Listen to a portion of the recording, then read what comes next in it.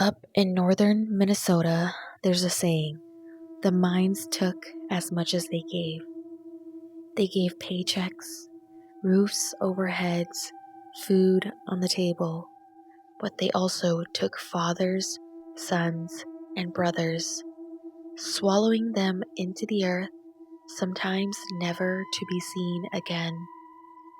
And in Eerie, there's one legend that still sends chills down spines.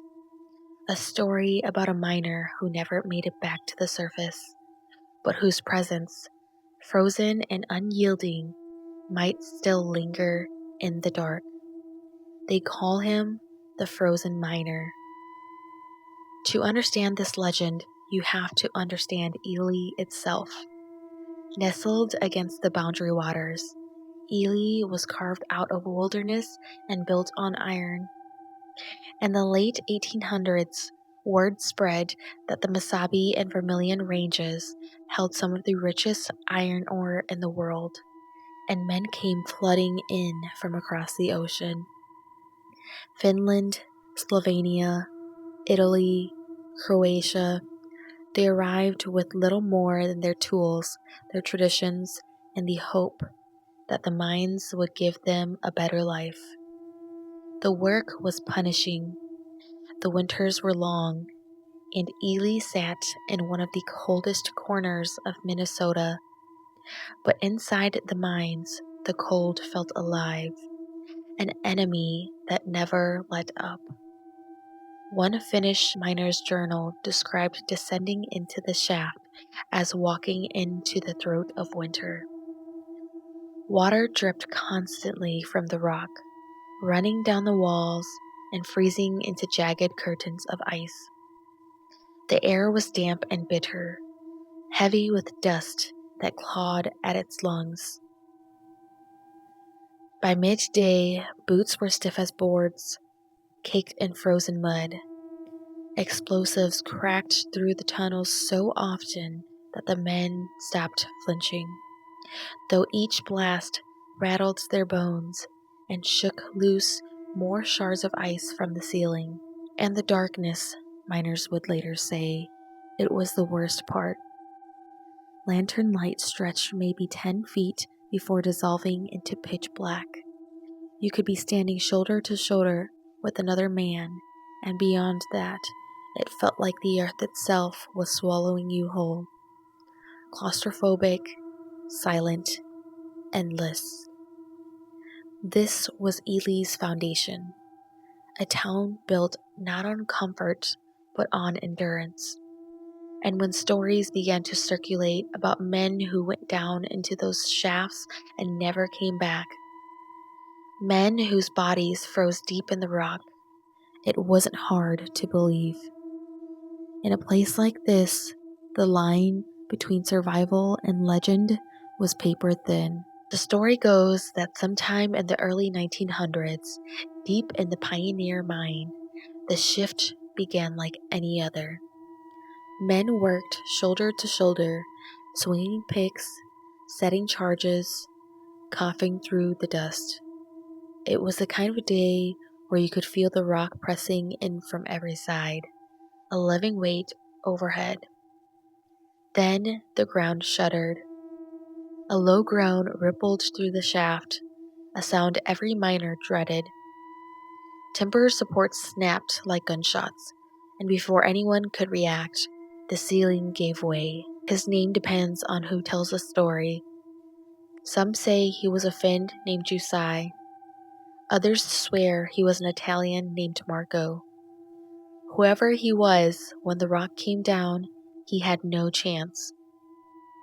The collapse pitched him into a hidden pocket of frigid water beneath the shaft. He struggled, but the rock pinned his leg. His crew clawed at the rubble with their bare hands, voices hoarse from shouting his name. But the tunnel was unstable. Every strike risked another cave-in. Hours blended into the night. Lanterns burned low. The men finally had to retreat. They promised they would come back, with better tools, with more help. But when rescuers returned the next day, the mine was silent. They found him still there, half submerged, upright, frozen solid. The water around him had turned to ice, entombing his body like glass, his face slack but eerily intact, as if caught in the moment before a final breath.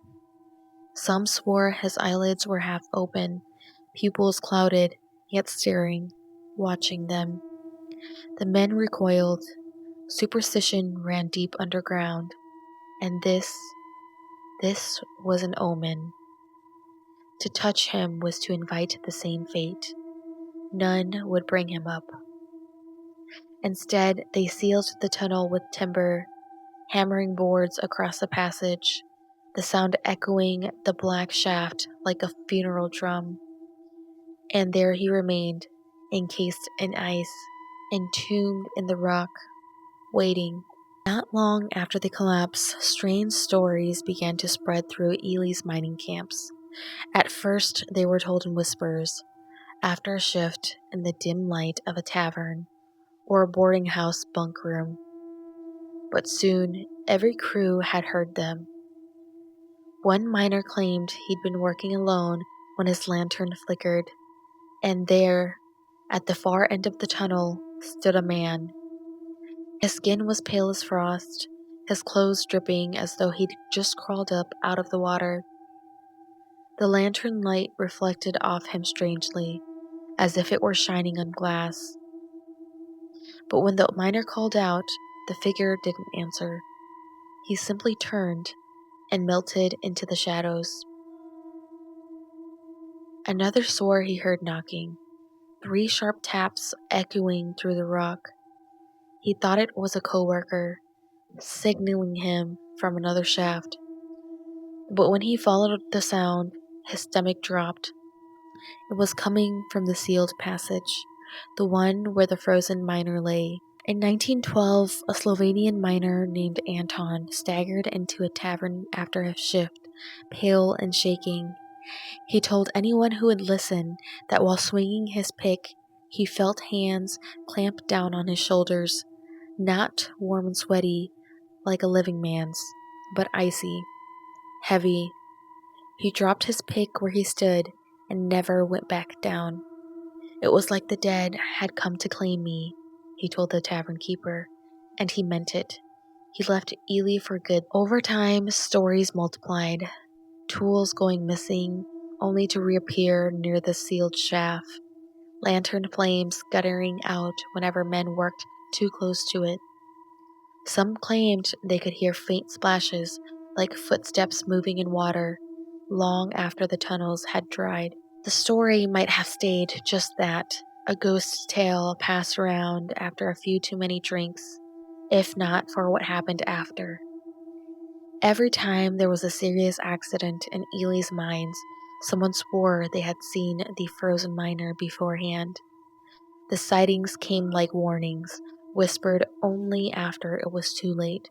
In 1915, when a charge-off went early and killed 3 men, survivors whispered among themselves that days earlier a pale figure had been spotted lingering near the ladderways. No one admitted it at the time. They only spoke of it after the funerals, when the rumor had already spread like wildfire. It wasn't long before the frozen miner became more than a ghost story.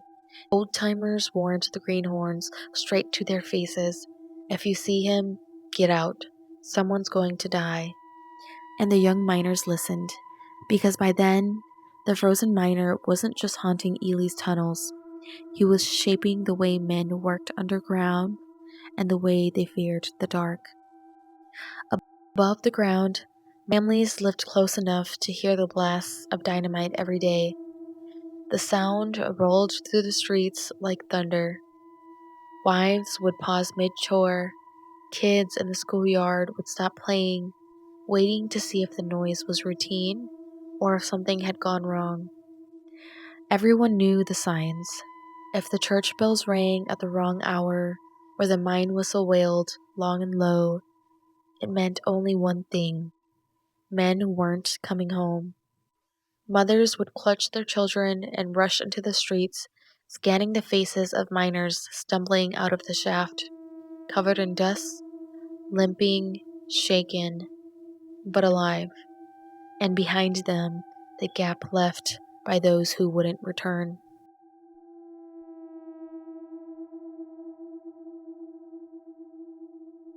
Mothers told their children not to linger near the mine entrances at night. That's where he waits. For wives, the story was harder. A man trapped, left behind, frozen in place. It was their greatest fear given shape.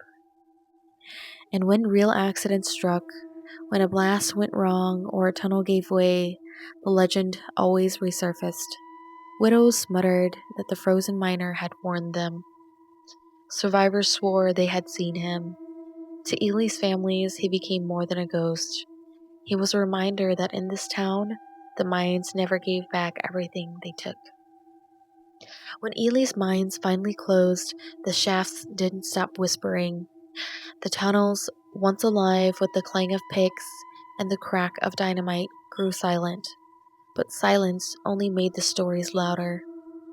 Teenagers dared each other to sneak past the no trespassing signs and into the abandoned passages. They came back wide-eyed, swearing the air dropped 20 degrees without warning, or that their lanterns sputtered for no reason. A few claimed they saw more.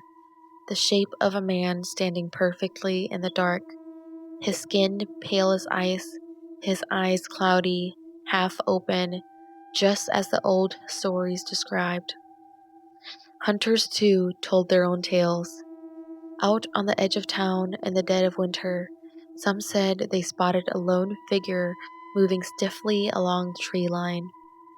He didn't leave tracks in the snow. He didn't turn his head when called to, just kept walking, slow and unnatural, as though he was still frozen. Even today, if you visit the old pioneer mine, now a museum, you'll hear whispers about him. Guides will lower their voices and mention the legend. Sometimes it's only in passing, almost as a joke. But if you catch them alone, away from the tour group, they'll admit it. Strange things still happen down there. Unexplained footsteps echo in empty drifts. Cold winds move through sealed tunnels. The legend has lasted for more than a century, passed from miner to miner, then from families to their children, until it became stitched to Ely itself. Like the seams of iron that built the town, it runs deep. Part fact, part folklore, equal parts grief and superstition. Maybe the frozen miner was just one man, crushed and entombed in a pocket of ice, left behind in the panic of a collapse. Maybe he was never real at all, only a story born in the fear-filled dark of the shafts. Or maybe he's become something larger, a guardian spirit of Ely's mines, not alive, not dead, but forever warning those who dare to go underground that the earth takes what it wants, and it doesn't always give back. And if you ever find yourself in Ely on a cold night, with the wind cutting through the pines and the abandoned iron shafts groaning deep underground, listen closely. Locals say the tunnels still carry sounds, a shuffle of boots, the clang of steel on stone, and if you're unlucky, you might hear it too. The faint, steady tap of his pickaxe still echoing in the frozen dark.